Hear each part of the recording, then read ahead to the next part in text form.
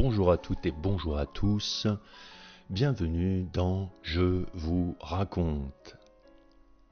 Aujourd'hui, je vous raconte la journée du 10 août 1792 qui voit la chute de la monarchie et un peu plus d'un mois plus tard, la naissance de la République.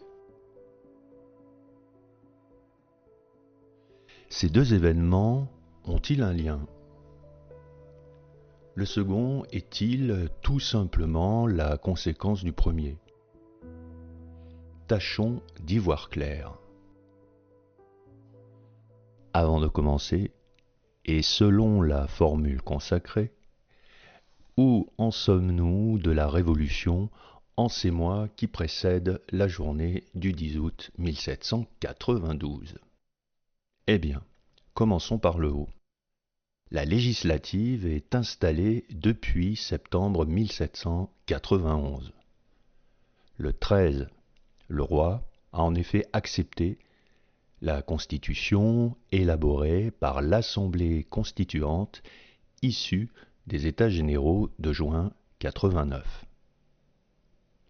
Le 30 septembre 1791, la constituante se sépare et la législative tient donc sa première séance le 1er octobre 1791. Il y a tout juste un an avant les faits qui nous concernent. La législative commence son travail dans un contexte tendu qui laisse mal augurer de son avenir.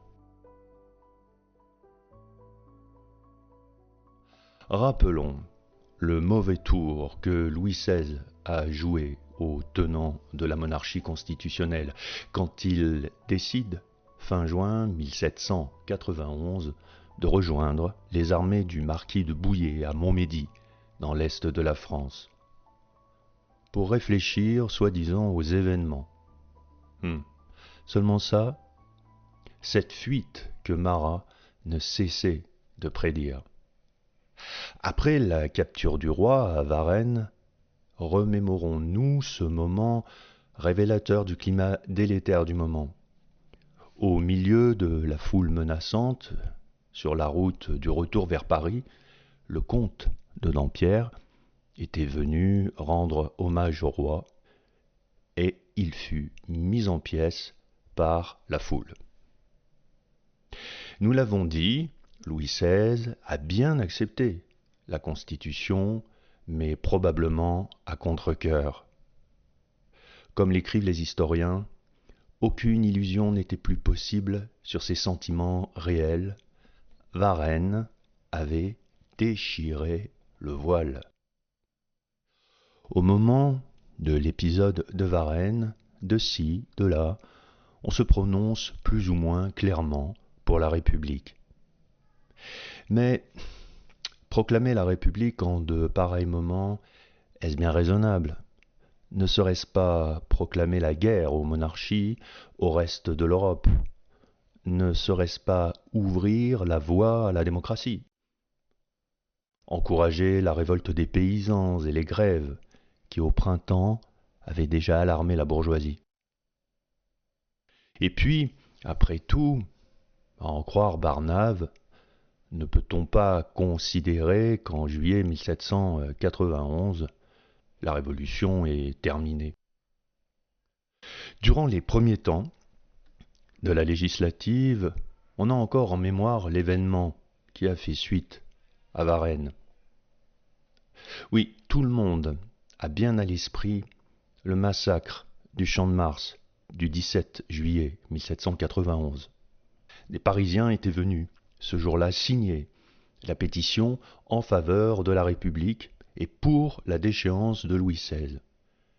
Les troupes de Lafayette avaient alors dispersé la foule avec violence, faisant de très nombreux morts. Pour certains historiens, le mouvement républicain, à ce moment-là, subit un violent coup d'arrêt. Le massacre du Champ de Mars de juillet 1791 est un moment de rupture entre le peuple et les autorités révolutionnaires. Déplaçons-nous maintenant en province. Des troubles agitent également les départements. Le 17 octobre 1791, 2 semaines après que la législative a tenu sa première séance, ont lieu les massacres de la Glacière à Avignon. Avignon vient d'être annexée le 14 septembre 1791, après avoir appartenu au pape, et la ville est profondément divisée entre partisans de la Révolution, les pro-français, et opposants, restés fidèles à l'autorité pontificale.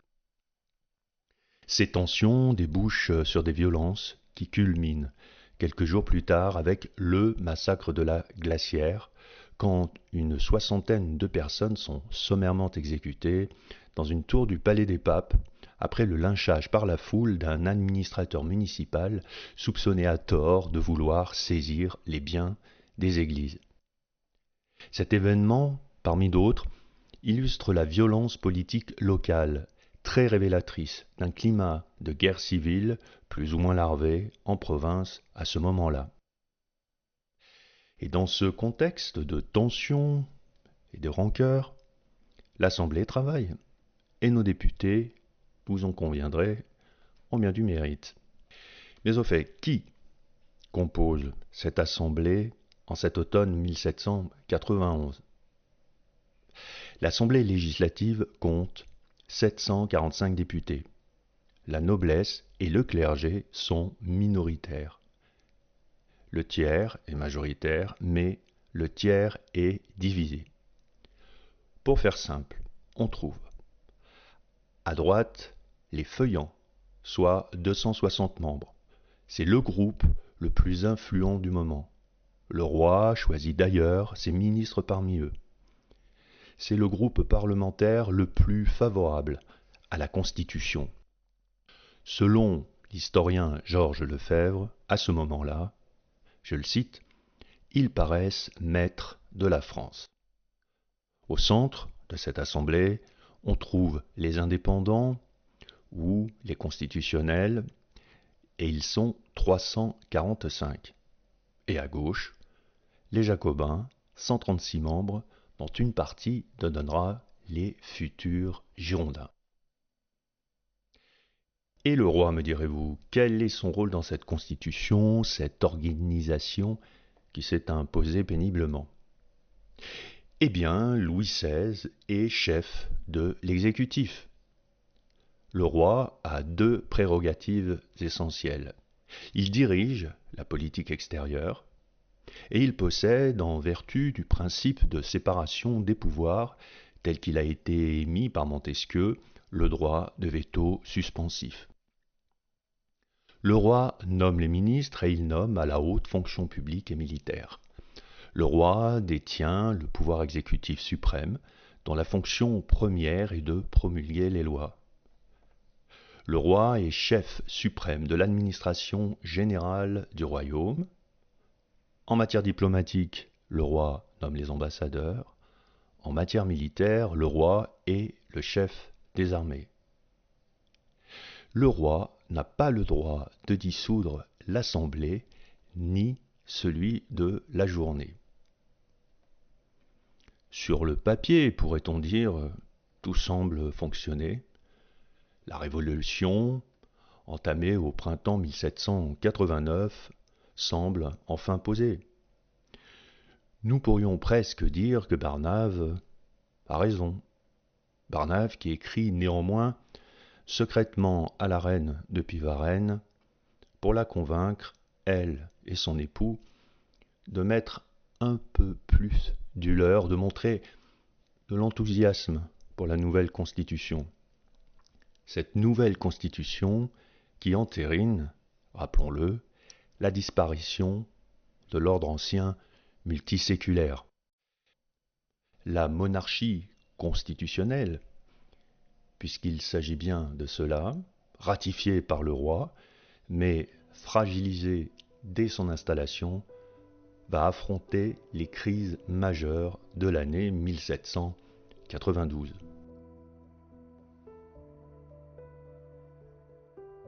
En 1792, le pays reste parcouru par de nombreux troubles populaires. Dans les campagnes notamment, le seigneur est un suspect en force. Au-delà de la haine qu'on lui porte, il y a la hantise de l'accaparement et la peur de manquer de pain. Cela crée souvent des émeutes, et la population pense qu'on veut l'affamer pour mieux faire triompher la contre-révolution. À la fin de 1791 déjà, de nombreuses villes sont touchées par des troubles de subsistance. On assiste à des scènes de pillage à Paris en janvier 1792. Oui, la crise économique secoue les masses. L'inflation a explosé depuis les débuts de la législative. Les ouvriers n'obtiennent que très difficilement des hausses de salaire. Ce qui inquiète surtout, c'est cette histoire de ravitaillement en grains. Les gros cultivateurs profitent de la hausse des prix et ils spéculent. La circulation de ces grains est difficile. En février 1792, on accourt de 10 lieues à la ronde, près de Noyon, pour arrêter les bateaux de blé sur l'Oise. À Dunkerque, une émeute suspend les embarquements à destination de l'Ouest et du Midi. Les ouvriers du Perche et du Maine descendent en Beauce et taxent les denrées sur les marchés.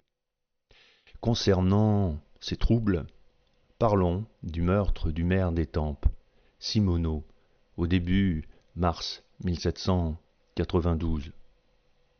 Ce massacre, dixit Georges Lefebvre, est révélateur du climat social extrêmement tendu qui règne en France dans les mois qui précèdent ce fameux 10 août. Jacques Guillaume Simoneau est tanneur à Étampes, dans l'Essonne, à 50 km au sud-ouest de Paris. Au début de la Révolution, il dirige une tannerie qui emploie une soixantaine d'ouvriers. Simoneau a été élu maire de la ville aux élections de mai 1791, un an plus tôt.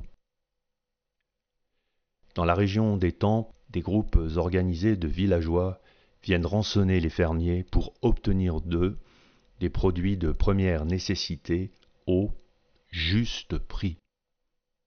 Ce 3 mars 1792, une quinzaine d'hommes des campagnes environnantes se dirigent vers Étampes pour demander que le prix maximum du blé soit fixé par les autorités. Le groupe d'hommes arrive à Étampes tôt ce matin du 3 mars 1792. Pendant plusieurs heures, le marché d'Étampes offre des scènes d'affrontements et de colère. Simoneau, le maire, accompagné d'un détachement de 80 hommes, se rend sur la place du marché. Respectueux des lois, voulant les faire respecter, il refuse d'obliger les paysans et les marchands à diminuer le prix de leur blé et du pain. Les coups partent. Le maire est frappé de plusieurs coups de bâton au milieu des militaires. Puis il reçoit des coups de fusil et meurt. Les militaires s'enfuient. Les émeutiers s'acharnent sur son cadavre, puis ils quittent Étampes, tambour battant. Les obsèques de Simoneau sont célébrées le lendemain à Étampes.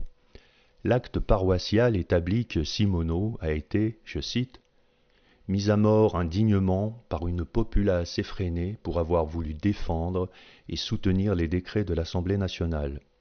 Le dit sieur Simoneau, qui est de la paroisse de Saint-Basile d'Étampes, a été ainsi indignement mis à mort sur la paroisse de Saint-Gilles d'Étampes. » La municipalité tente de minimiser l'incident, mais le département et le gouvernement prennent les choses en main. 2 enquêteurs sont dépêchés depuis Versailles. Durant leur enquête, ils procèdent à 104 mandats d'amener, 45 inculpations et 27 mandats d'arrêt. La garde nationale demande à l'Assemblée législative que la mémoire du maire Simoneau soit consacrée par une fête publique. L'Assemblée législative fait donc de Simoneau un martyr de la liberté et de la fidélité à la loi. Elle décide d'honorer sa mémoire et de faire construire un monument en son honneur. Un décret est envoyé dans tous les départements et des cérémonies commémoratives s'organisent.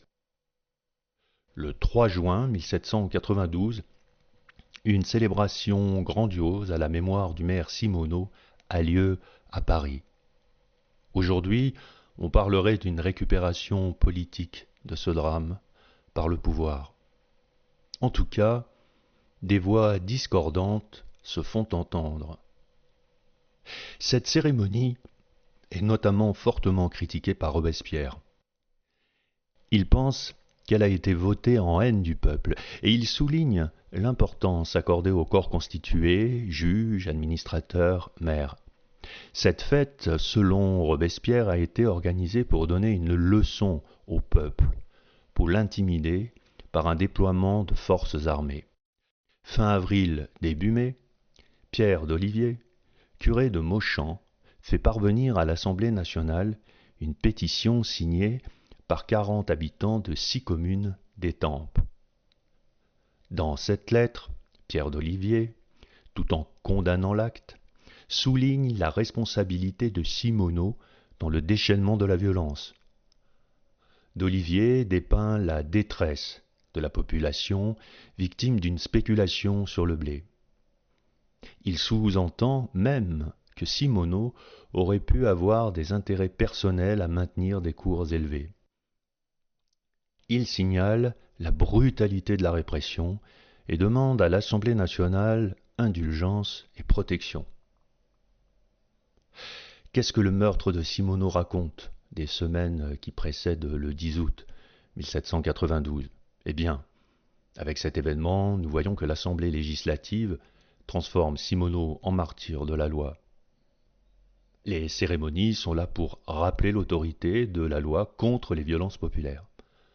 À l'opposé, d'autres, comme Maximilien Robespierre, parlent d'une fête contre le peuple. Et d'Olivier, bien que condamnant le meurtre, met en avant la misère et la spéculation sur le blé. L'hommage à Simonot est là pour montrer que la Constitution est menacée. Mais cet hommage est aussi une façon d'alarmer la bourgeoisie par le spectre de la loi agraire. Autre façon de dire « propriétaires, tremblez pour vos biens ». Pareille situation effraie autant les feuillants que les Girondins. Ces derniers sont attachés à la liberté économique. Ils prennent peur des sans-culottes et commencent à s'en détacher. Comme le souligne l'historien Georges Lefebvre, cet épisode, parmi d'autres du même type, nous montre aussi que le peuple veut la réglementation et la taxation. Notons qu'en mai 1792, Jacques Roux, fameux vicaire de Saint-Nicolas-des-Champs à Paris, va jusqu'à demander la peine de mort contre les accapareurs.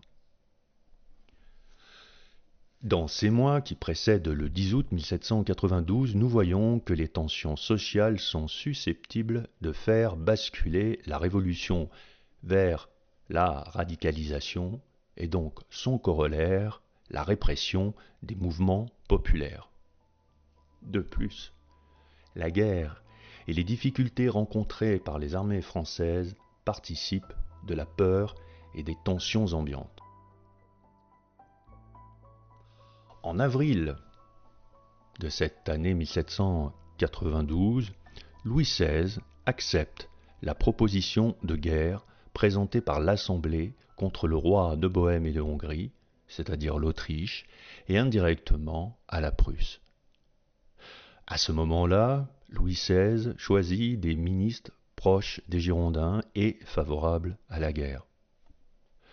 Le roi, et on peut ajouter Marie-Antoinette, espèrent ainsi en finir avec la Révolution, si l'on en croit ce qu'écrit la reine dans ses lettres.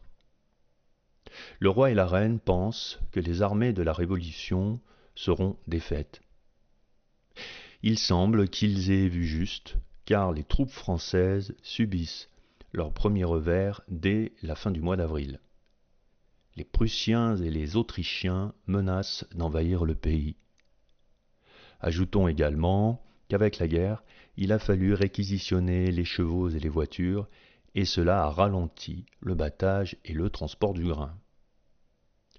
Le 11 juillet 1792, l'Assemblée législative déclare la patrie en danger.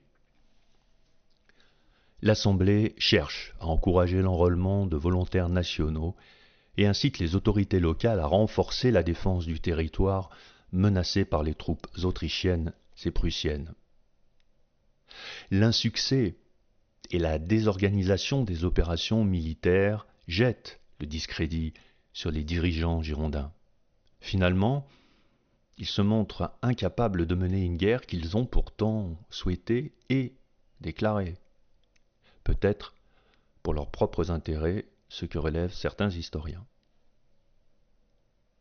De son côté, fin mai, début juin 1792, la législative produit 3 nouveaux décrets qui déclenchent la colère de Louis XVI. L'Assemblée décrète « Les prêtres réfractaires seront déportés sitôt qu'ils sont dénoncés par 20 citoyens ou même un seul en cas de trouble. » L'Assemblée décrète également la garde du roi, que l'on estime contre-révolutionnaire, est licenciée. La Convention décide également l'appel à 20 000 fédérés. Officiellement, pour célébrer la fête de la Fédération qui va se tenir le 14 juillet 1790, mais aussi dans un contexte de guerre pour défendre Paris. Le 10 juin, une lettre de Roland, ministre de l'Intérieur, met en demeure le roi de céder et de signer les décrets, sinon sa conduite risque de provoquer la chute de la monarchie et le massacre des aristocrates.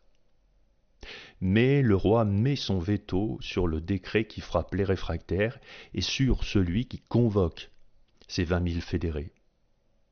C'est ce veto qui cristallise la rupture politique. Les 12 et 13 juin, le roi remplace ses ministres girondins par des ministres proches des feuillants. Roland, l'auteur de la lettre, est remercié. Le 18 juin, Lafayette somme l'Assemblée de briser le mouvement démocratique. Il appelle à rétablir l'ordre et à contenir les clubs et les mouvements populaires. Le 20 juin, jour du 3e anniversaire du serment du jeu de paume, la population des faubourgs populaires de l'Est et du Sud-Est de Paris, Saint-Antoine et Saint-Marceau, défile dans l'Assemblée et envahit les Tuileries comme elle l'avait fait à Versailles en octobre 1789, 3 ans plus tôt, pour déjà, à l'époque, forcer la main du roi. Ce 20 juin 1792, les sans-culottes demandent au roi de retirer son veto. Le roi boit à la santé de la nation et coiffe un bonnet rouge. Mais il ne cède rien. Il maintient son veto. Georges Lefebvre écrit « Le roi subit avec dignité les objurgations et les menaces. Le roi confirme aussi les ministres feuillants. Mais ce qui a échoué ce 20 juin va réussir 7 semaines plus tard. » Ainsi, en cette fin juin 1792, l'affrontement direct avec le roi se précise et devient inévitable. Le peuple passe outre l'Assemblée législative. Roland semble avoir vu juste. Le roi et l'Assemblée ne sont pas à l'abri d'un coup de force. Ce 20 juin 1792 inaugure 50 jours de peurs et de tensions qui conduisent au 10 août. Les révolutionnaires craignent d'être les prochaines victimes d'une Saint-Barthélemy des patriotes. Saint-Barthélemy fomenté depuis le palais des Tuileries et par les immigrés. Le spectre est agité depuis des mois. De plus, le contexte militaire alimente cette peur. L'armée prussienne s'approche dangereusement des frontières du royaume, même si elles ne les ont pas encore franchies. Son général en chef, le duc de Brunswick, adresse fin juillet le fameux manifeste qui menace Paris, je cite, d'une vengeance exemplaire et à jamais mémorable s'il est attenté à la sûreté de la famille royale ou de son château.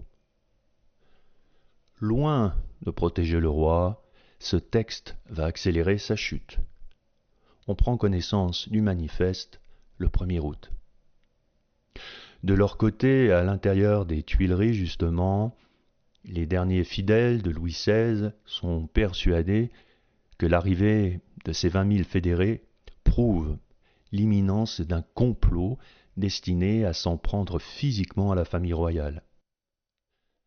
Ainsi, chaque camp est convaincu d'être à la merci d'une attaque et s'arme pour se défendre. Entre-temps, qu'advient-il de notre Lafayette? Eh bien, de son côté, Lafayette, indigné par la journée du 20 juin et convaincu du danger que court la monarchie, tente d'entraîner les gardes nationaux pour évincer les Jacobins et mettre les sans-culottes au pas. Sa tentative de coup de force à la fin juin 1792 est un échec. Il se présente à l'Assemblée après avoir quitté sans autorisation son armée et il menace. Mais il est desservi par la cour et Lafayette ne parvient pas à entraîner la garde nationale des quartiers riches de l'Ouest. Le 30 juin, à la fin du mois, il regagne son quartier général. À la fin du mois de juillet, il tente de nouveau d'intervenir avec son armée pour faciliter l'exfiltration, comme on dirait aujourd'hui, de Louis XVI.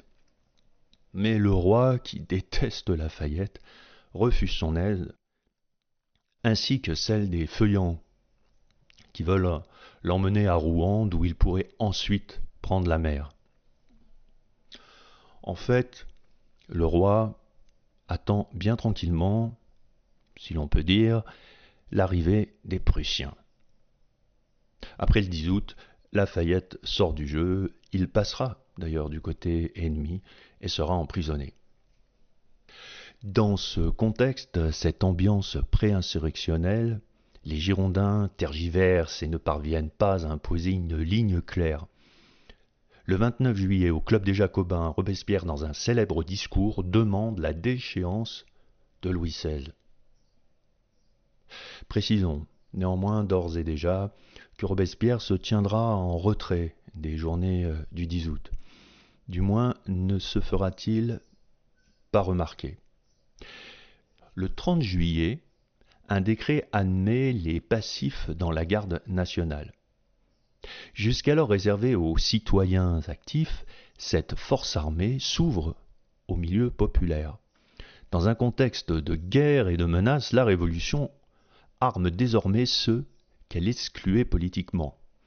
La garde nationale se démocratise, mais surtout, elle se politise et participe à la montée en puissance du peuple en armes à la veille du 10 août. Le 3 août, le Jacobin Pétion, le maire de Paris, relaie la demande des 47 sections de Paris, qui en comptent 48. La quasi-totalité des sections parisiennes réclament la déchéance du roi. En relayant cette demande, Pétion donne une forme institutionnelle à une pression populaire massive. Et en demandant la création d'un conseil exécutif, les sections envisagent déjà un pouvoir sans roi. La monarchie est de fait remise en cause. Puis, l'Assemblée ajourne les débats jusqu'au 9 août, concernant l'éventuelle déchéance du roi, qui marquerait un saut dans l'inconnu. Faut-il voir dans cet ajournement une manœuvre dilatoire? En tout cas, cela attise, cela renforce la colère du peuple qui n'en peut plus d'attendre. Comme l'écrit l'historien François Furet, je le cite, « Comme en 89, l'arbitrage va être rendu par la rue. »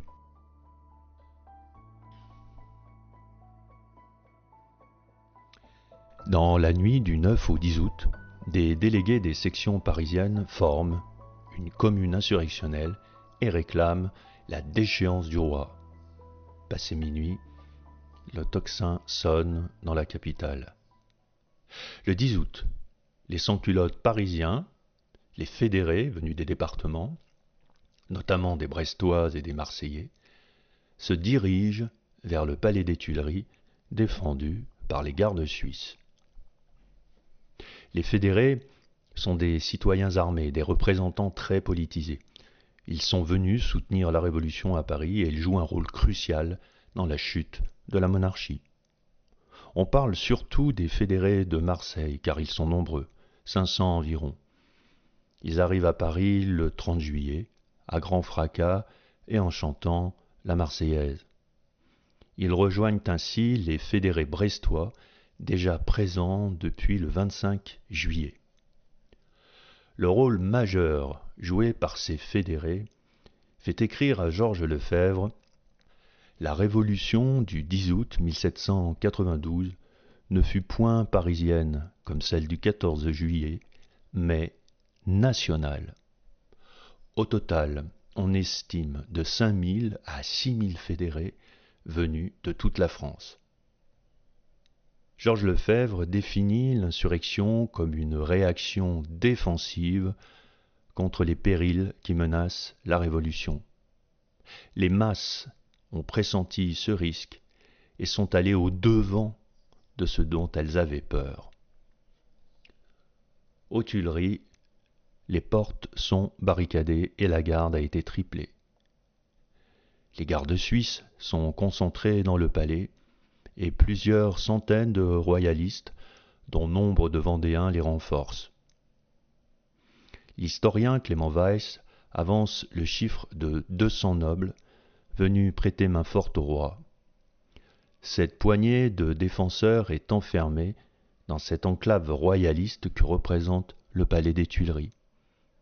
Avec eux, ils n'ont pas de troupes, pas plus dans le palais que dans ou autour de Paris. C'est comme le dernier barout d'honneur de la vieille chevalerie.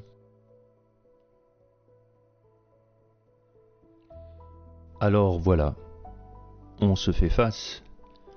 Difficile de dire qui a attaqué le premier. En tout cas, tous les témoignages concordent à propos de la violence de cette journée. Journée dont il sera question dans la suite de ce podcast, dans lequel nous vous raconterons les débuts étranges de la République. Je vous raconte s'achève, je vous remercie de votre attention et je vous dis à très vite ou à plus tard.